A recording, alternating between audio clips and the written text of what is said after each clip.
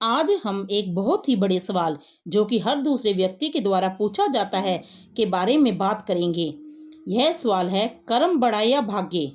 बहुत से ऐसे महान ज्ञानी संतों ने कर्म तथा भाग्य की अलग अलग व्याख्या की है।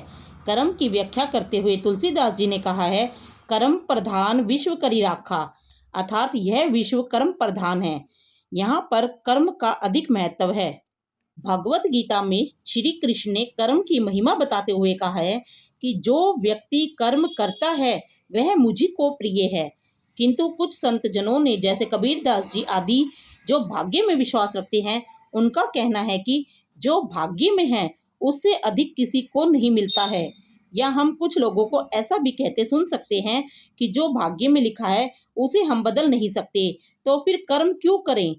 तो आइए जानते हैं कर्म बड़ा या भाग्य। भाग्य क्या है, कर्म और भाग्य में कौन बड़ा है, यह जानने से पहले हमें यह जानना होगा कि आखिर भाग्य क्या है। हिंदू धर्म पुनर्जन्म में विश्वास रखता है। हिंदू धर्म के हिसाब से आत्मा एक शरीर को छोड़कर दूसरे शरीर को धारण कर लेती है। इसका उल्लेख भगवत गीता में भी मिलता है। व्यक्ति के द्वारा इस जन्म के संचित कर्म ही अगले जन्म के लिए भाग्य का कार्य करते हैं। संचित कर्म अच्छे या बुरे किसी भी प्रकार के हो सकते हैं। आइए अब इसे एक उदाहरण से समझते हैं।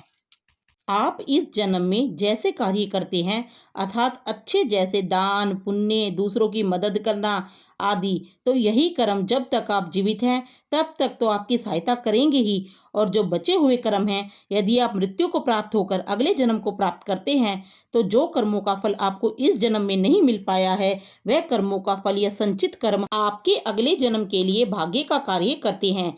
यदि आपके संचित कर्म अच्छे थे तो आपका भाग्य अच्छा है, और यदि आपके संचित कर्म बुरे थे तो आपका भाग्य बुरा होता है।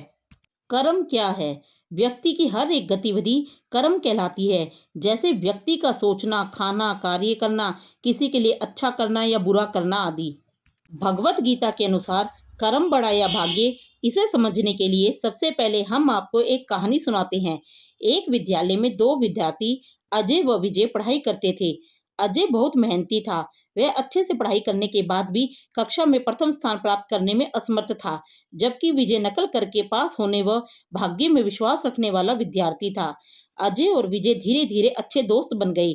अजय भी मेहनत के स्थान पर भाग्य में विश्वास करने लगा, किंतु जब परीक्षा हुई तो अजय विजय के जैसे नकल नहीं कर पाया और वह फेल हो गया।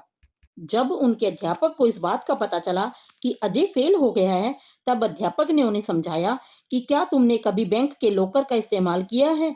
बैंक लॉकर दो चाबियों की मदद से खुलता है। एक चाबी उपभोक्ता के पास होती है तथा दूसरी चाबी बैंक के मैनेजर अपने पास रखता है।